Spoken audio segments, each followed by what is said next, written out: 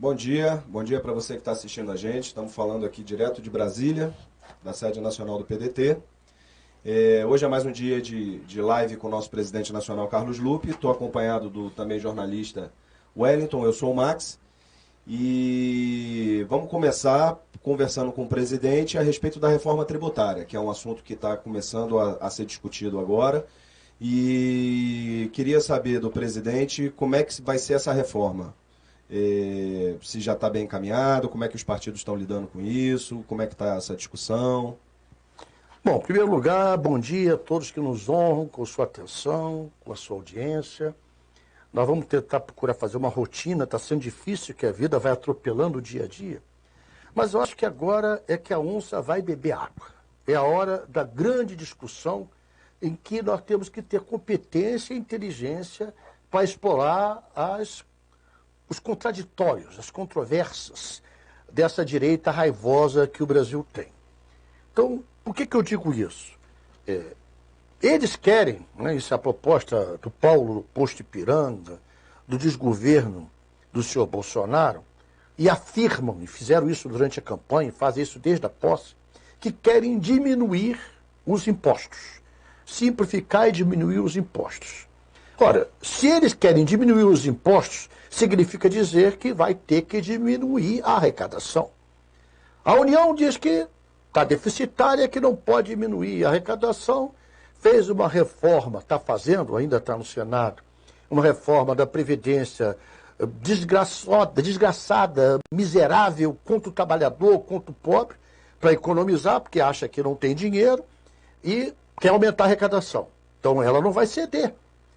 Nos estados falidos, nenhum desses estados brasileiros e dos principais, retratos de Minas Gerais, do meu Rio de Janeiro, do Rio Grande do Sul, São Paulo à beira do colapso financeiro, também pode diminuir a arrecadação. Todos os municípios falidos também não podem diminuir a arrecadação.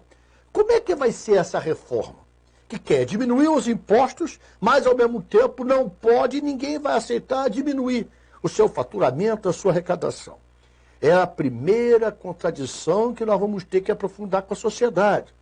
Porque na nossa ótica, na nossa visão, do nosso candidato a presidente da República, Ciro Gomes, o grande foco disso tinha que ser o grande capital.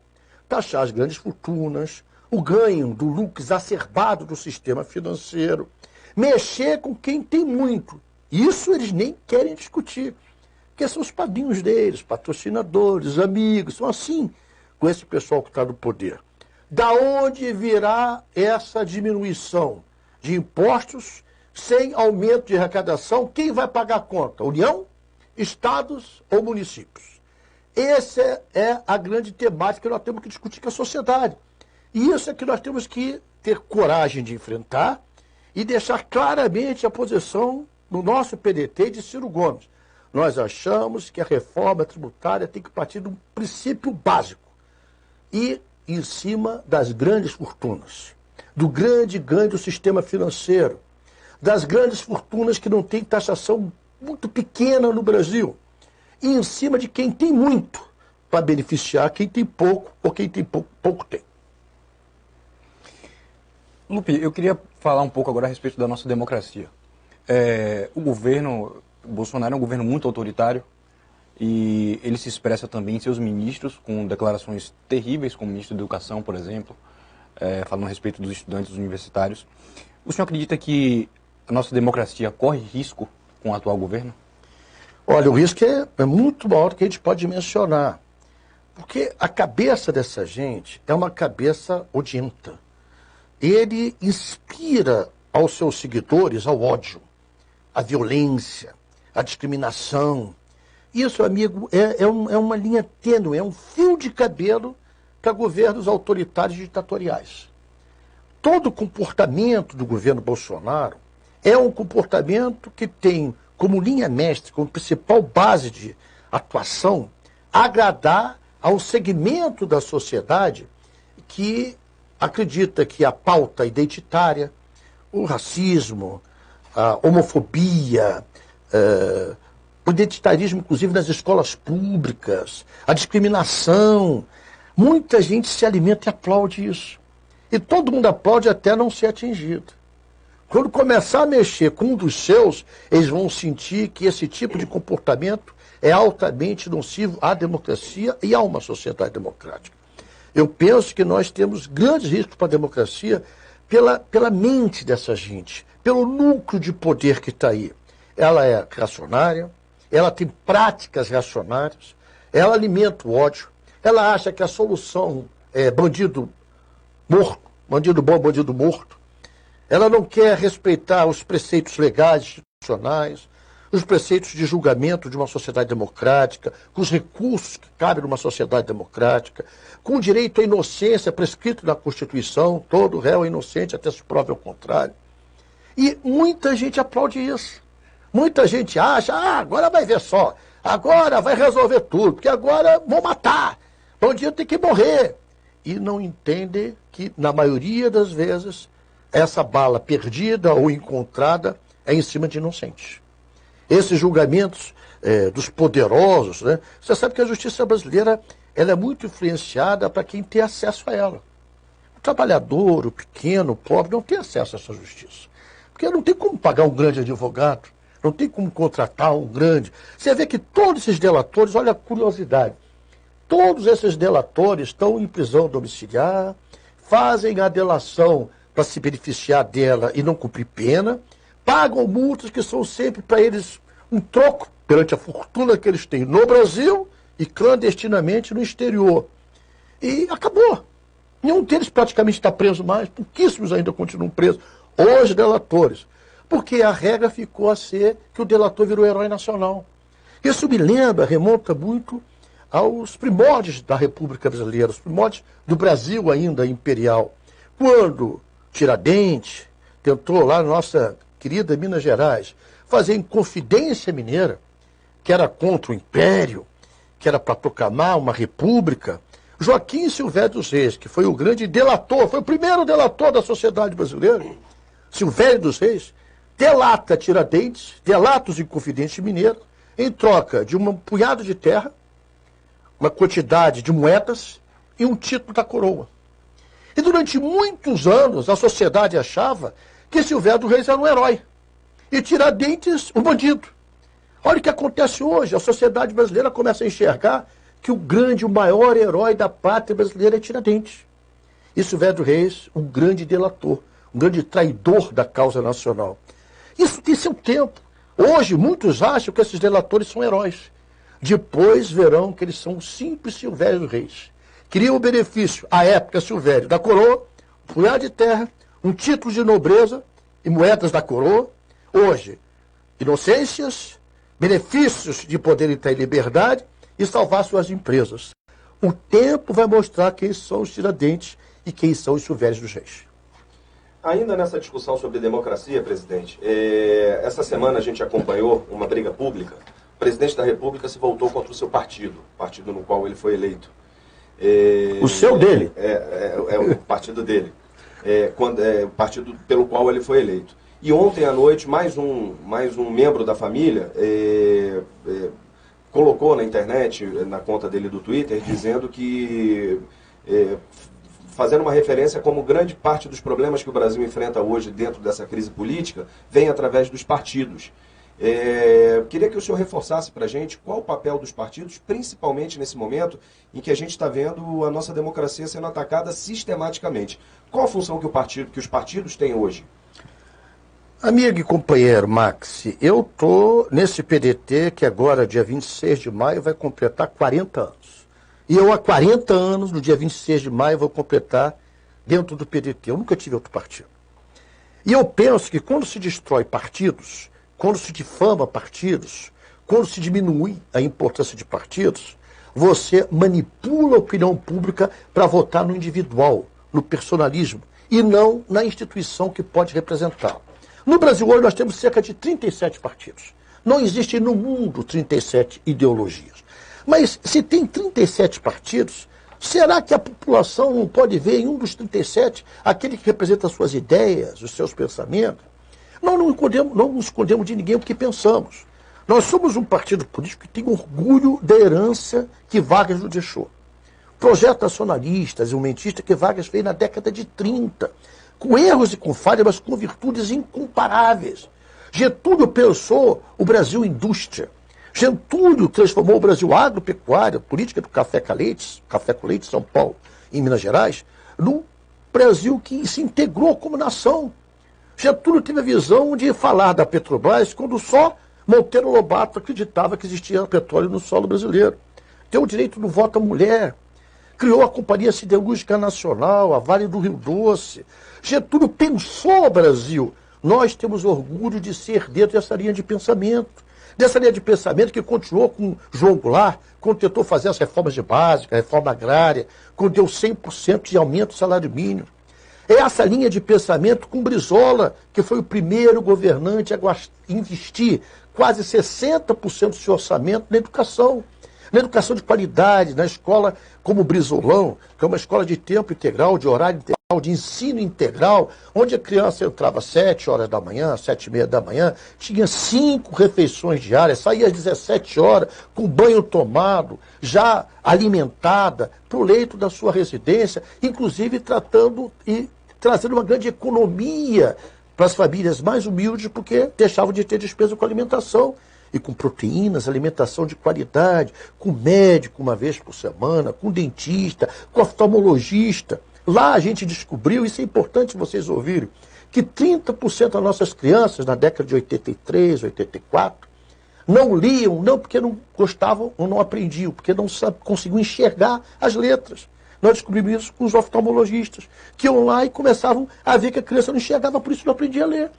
Então, essa linha de pensamento, que pensa Brasil, que pensou em transformar esse Brasil na grande nação que é. Nós não podemos ser a 5º maior país do mundo, com 8.513.000 quilômetros quadrados, e um eterno importador de tecnologia de ponta e um exportador de produtos como proteínas, como área agrícola, que é muito importante para o Brasil, mas que não consegue bater essa conta. Porque você importa desde a câmera que eu estou falando agora para vocês, do microfone, do computador que você está assistindo, que tem valor agregado, que é uma tecnologia de ponta, provavelmente japonesa, coreana, chinesa, americana, alemã, francesa, e nós não temos concorrência nisso. E quando conseguimos avançar nessa concorrência, caso da Embraer, que o nosso líder Ciro toda hora denuncia e que nós toda hora estamos afirmando, empresa brasileira, aliás, ela não podia nem ser privatizada como foi, mas com tecnologia de engenheiros nacionais, que fabricam um avião que estava batendo aquela Bombardier lá do Canadá, disputando e crescendo mais do que ela. Entregam essa empresa que é uma joia do Brasil, com tecnologia nacional, fazendo aviões maravilhosos exportados para o mundo inteiro, principalmente para a aviação regional, para a Boeing, que é uma grande, a maior empresa do mundo de aviação, criando um monopólio. E olha só o que é, Max, esses pequeno paizinho, a França, né, um paizinho de quinta, entrou com uma ação na justiça e está suspensa essa compra, por causa exatamente disso que a gente está falando. Porque se formou um monopólio no sistema de aviação. E aqui no Brasil o pessoal bate palma, acha muito legal, é investimento nenhum, isso é acabar com a tecnologia nacional, isso é acabar com aquilo que o Brasil tem de melhor, a inteligência do nosso povo. Então, Getúlio era um homem que primeiro pensou assim. Primeiro teve essa visão estratégica de nação, de desenvolvimento, que o primeiro que teve a capacidade de valorizar o Brasil e o povo brasileiro. Nós somos essa linha de pensamento. Nós não escondemos de ninguém. Por isso a gente leva um carimbo forte. Né? Muitos já estão ultrapassados. Vocês são os elefantes pesados que não conseguem encontrar o futuro. Está aí, estão tentando o futuro no mundo todo, falindo a humanidade. A humanidade está falindo dos seus princípios básicos, falindo da solidariedade, no humanismo, na visão estratégica de que o grande bem que o governo pode fazer para o seu povo é trazer felicidade ao seu povo. Nós somos esse partido. E sem partido não há como você construir essa opção para a sociedade. Nós não queremos falar aquilo que você quer ouvir, desculpe. Nós queremos falar o que acreditamos que seja bom para você. E nós queremos transformar você no militante dessa causa. E alguém que abrace, que acredite, como eu acredito sinceramente. Eu sou um brizolista, eu sou um getulista, um janguista, agora um cirista. E por que eu falo esses nomes? Porque os nomes de uma sociedade como a brasileira representam as ideias, representam, personificando neles as ideias que a gente acha que seja o melhor para o povo brasileiro. Eu acredito em partido. Eu acho que sem partido político não há democracia. E até hoje, nenhum país do mundo inventou uma nova fórmula que não seja através de construir a democracia com partidos fortes, ideologicamente definidos e apresentando à população as suas ideias. Lupe, o senhor falou a respeito dos 40 anos do PDT, que está bem próximo, só que o PDT ele transcende esses 40 anos de sua história, né? E o trabalhismo deu uma contribuição ao Brasil, talvez uma das mais sustentáveis até em relação ao desenvolvimento e a tudo mais. E uma coisa que eu sempre escuto no partido é em relação ao projeto de nação. Que o PDT não tem projeto de poder, sim um projeto de nação. É verdade. O que significa esse projeto de nação? É isso um pouquinho que eu falei agora e que eu apimento mais com uma coisa que está me incomodando muito. O capitalismo fez um grande bem para a sociedade. Ele conseguiu trazer muitos progressos, tem shopping, ele conseguiu diversificar, por exemplo, muita gente passou a conseguir ter carro, muitos bens de consumo que nos fazem a aparência melhor, foi ofertada à população. Tudo isso a gente reconhece, tudo isso a gente sabe que é importante. Mas o bem maior para um projeto de nação, repito, é a felicidade do seu povo. E a felicidade só vem com aquilo que eu aprendi, olha o privilégio que eu tive, convivendo e estando ao lado durante 20 anos de Darcy Ribeiro. Nada liberta um povo com mais eficiência, com mais eficácia, com mais força do que a educação. O maior projeto que esse partido tem são as duas pernas que o movimenta o seu corpo, é o trabalhador, que é quem constrói a nação, e a educação que forma o trabalhador do amanhã, que prepara o trabalhador do amanhã. Então, o projeto de nação só será verdadeiro se a gente tiver recursos públicos, investimento para valer na educação de qualidade em todos os níveis, da creche à universidade. De quem prepare a criança até os seus 3, 4 anos, é que forma a sua inteligência, seu cérebro. Precisa estar bem alimentada, precisa ter arejamento, precisa ter direito a um lugar espaçoso, onde ela possa brincar, interagir, até as universidades que formam aqueles que vão pensar a tecnologia de ponta, os nossos cientistas. Esse projeto de nação é a base da nossa razão de existência. E a base também da discriminação que tem com a gente. Você que está falando aqui, nosso Wellington, nosso Max, ex-jornaleiro. Eu sou fruto desse Brasil profundo. Eu sou fruto das oportunidades que esse Brasil pode dar a alguém que vai conquistar o seu espaço, mostrando que algum valor tem. No meu caso, não muitos, mas algum valor eu tenho. Eu sou fruto de um homem como Brizola que me abriu essa oportunidade. Eu devo tudo que eu tenho de bom a Leonel Brizola. Para muitos, você diz, por que você fala isso? Porque ele morreu há 15 anos. Eu repito sempre, gratidão não prescreve. Gratidão para quem é leal, para quem tem amor à causa, não acaba nunca. E eu quero ser um instrumento, olha como eu sou ambicioso. Eu quero ser um instrumento para que vários outros brasileiros, melhores do que eu, mais competentes do que eu, mais preparados do que eu, tomem esse partido PDT da sua mão para fazer a transformação, o avanço da sociedade que Brizola queria, que Darcy queria, que Getúlio queria, que Jango queria, e não conseguiram efetivamente fazer tudo o que queriam, porque foram impedidos por uma crosta nojenta, mesquinha, pequena, que não quer deixar o povo brasileiro andar com as suas próprias pernas. Bom, presidente, próximo dia 22 agora, a Executiva Nacional do Partido vai estar reunida aqui em Brasília. Vai ser uma pauta extensa, a gente tem bastante assunto para discutir em relação ao momento atual do Brasil. Mas está chegando muita pergunta pela internet também em relação à questão dos deputados que foram contra o fechamento de questão do partido em relação à reforma da Previdência. Essa reunião vai servir também já para discutir esse assunto desses deputados? Com certeza, a reunião é principalmente para isso. Eu só quero falar para cada companheiro, cada um que está nesse momento me dando esse privilégio de assistir, de conversar, de dialogar com a gente, é de que um partido político, como fala o próprio nome, é partido, é parte de um todo. Não é um todo unificado.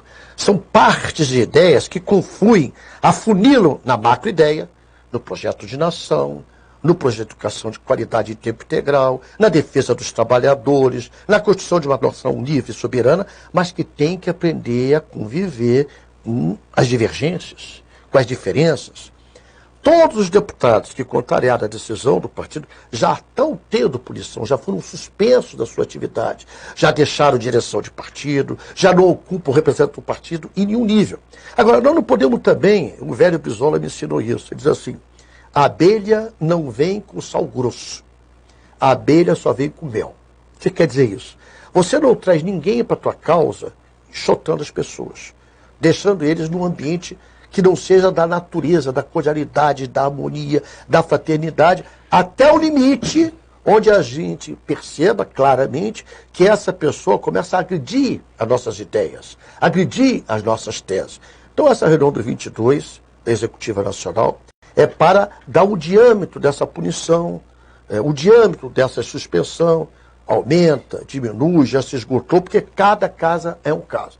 Cada ser humano tem que ser analisado sobre seus atos, sobre suas práticas e sobre suas ideias. O que não dá como justificativa é a ninguém imaginar que vem para um partido como o nosso, que é um partido que tem essa raiz histórica, que é um partido que existe para defender o trabalhador, o pobre, o fraco, o oprimido, que fala de educação, que fala da defesa do trabalhador, e achar que é normal, que é natural, taxar 40% dos benefícios das pensionistas e dos pensionistas, ou seja, hoje, quem ganha R$1.000 numa pensão, se amanhã o pensionista morre seu marido ou sua esposa, vai ganhar até 40% a menos esse valor. Ou seja, R$600. De 1.000 vai passar a ganhar R$600. Quem, porventura, tiver essa desventura de perder seu companheiro ou sua companheira. Isso é contra quem ganha pouco. Cadê os atos? Cadê as ações desse governo contra os Marajá, contra o Poder Judiciário, contra os grandes assalariados da nação? Nenhum. É só contra o pequeno. 80% dessa reforma, dita reforma da Previdência, é contra quem ganha até 3 salários mínimos. Quem não compreender isso, está no partido errado. Nosso partido existe para isso. E não é quantitativa de deputado que vai fazer a gente ser maior ou menor. É a qualidade que esses deputados têm de entender que, mais do que o individualismo, mais do que a vontade da nossa vaidade, tem que estar a causa do povo brasileiro. Bom, 2019 já tá encaminhando para o seu fim. Ano que vem é ano eleitoral. Vai ser um bom termômetro, inclusive, para saber como é que o país vai caminhar, porque a gente vai ter as eleições municipais. Eu queria saber, presidente, como é que o partido hoje está se preparando para essas eleições. Parece que no dia 22 também já vão ser apresentadas algumas diretrizes em relação à eleição de 2020 para as candidaturas nos municípios. Em que pé que está isso, presidente? Olha, nós estamos trabalhando assim diariamente, o Ciro está visitando o Brasil todo, eu também estou andando o Brasil todo, vários companheiros estão nos ajudando, a ação da mulher trabalhista, a nossa juventude, o movimento de cultura, os aposentados, nossos movimentos como um todo, estão viajando o Brasil todo para preparar quadros, para preparar homens e mulheres que tenham as nossas ideias, estejam convencidos de que as teses que a gente defende para um projeto nacional que o Ciro vai de novo encabeçar em 2022 são consonantes com o que ele pensa, e ter candidato à nossa diretriz macro essa, ter candidatura própria em tudo quanto for município que a gente consiga ter. Eu não posso fazer um decreto, uma portaria obrigando. O que eu posso é traçar as diretrizes junto com meus companheiros da direção. A nossa prioridade é a candidatura própria. Para quê? Para botar o 12 na população, o número do partido, para falar das nossas teses, para falar da nossa prioridade para a educação, da nossa prioridade com os trabalhadores, da nossa defesa do projeto de nação, para fazer um debate.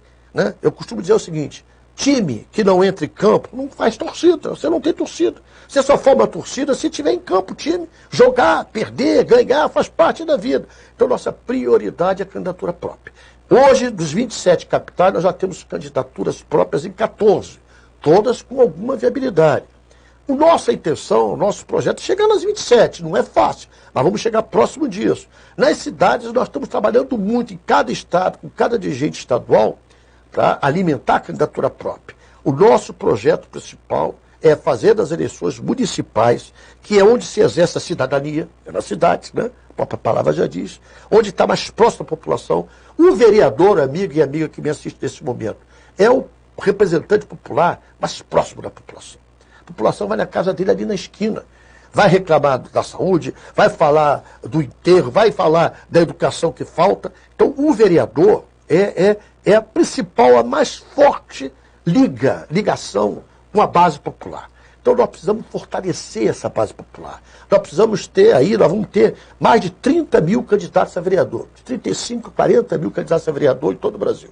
Cada um deles tem que ter a bandeira do 12, a bandeira da educação, da defesa do trabalhador, de um projeto de nação. A gente está fazendo, através da Fundação Leonel Brizola Alberto Pasqualini, cursos, inclusive à distância, para preparar esses quadros. Por quê? Aí nós estamos fazendo partido para valer. Partido para valer existe quando você tem causa para defender, quando tem representantes dessa causa conscientes do que eles estão fazendo ali. E eu sou um homem de muita esperança. Eu tenho muita fé, muita esperança que essa eleição de 2020 seja uma plataforma, uma base para Ciro Gomes ser presidente da República em 2022. Bom, tomara, né? Bom, presidente, a gente sabe que a agenda do senhor é muito cheia. O senhor abriu esse espacinho para conversar com a gente. A gente está tentando manter semanal esse bate-papo. Eu acho muito importante. A gente teve muita participação dos internautas. Agora, aos poucos, a gente vai começar a responder. Eu queria saber do senhor qual o recado que o senhor quer passar nesse exato momento que a gente vive, do país. Queria que o senhor deixasse uma mensagem para a gente de otimismo em relação à política, como é que vai ser daqui para frente, como é que o senhor enxerga que vai ser. Queria que o senhor falasse um pouco sobre isso com a gente. Bom, todos nós, cada um individualmente, temos algumas metas, alguns projetos, alguns sonhos. Meu sonho é não ver um dia o Brasil, nenhuma criança sem escola. Meu sonho é caminhar nas ruas do meu Rio de Janeiro, do meu centro da cidade, da minha Copacabana e de qualquer parte do Brasil, sem nenhum irmão nosso estando jogado na rua, dormindo ao relento, e um ser humano, um colega, parceiro, irmão, passando ao lado dele como se aquilo fosse um amontoado de carne fria. Meu sonho é, metido a poeta que eu sou, não sou poeta, sou metido a poeta, é lembrar uma coisa que eu escrevi com meus 14, 15 anos de idade. Dessa pretensão, né? Pretensão em água benta todo mundo pode ter, né? Eu dizia o seguinte: no fundo do poço, o que é que se encontra? A água. Você está no fundo do poço e a água está ali. E o que a água é? Fonte da vida. Por mais difícil que seja o momento que a gente esteja vivendo, mais autoritarismo, mais ódio, a gente sempre tem que acreditar que essa nuvem passa e o planeta Terra vai continuar existindo. Os bolsonaros da vida, os ódios, os rancores, a homofobia, a discriminação, o racismo, vai passar. E nós estaremos vivos para ver a vitória do povo brasileiro. Nesse dia, nós seremos uma nação livre, soberana, independente e pertencente verdadeiramente ao povo brasileiro. É isso. Queria agradecer a presença aqui do Rafael, que é o nosso cinegrafista, que está sempre com a gente aqui, do Leonardo Brito, que está coordenando ali nas redes sociais a transmissão, do Wellington, que é o nosso companheiro da comunicação, e agradecer ao senhor também, presidente, por abrir essa brechinha na sua agenda para a gente bater esse papo e vamos tentar manter ele semanal. Tá bom? Obrigado. Para você que nos acompanhou até agora, muito obrigado. Obrigado. Falamos direto de Brasília e semana que vem estamos aí de novo para fazer mais um bate-papo com o presidente Lupe.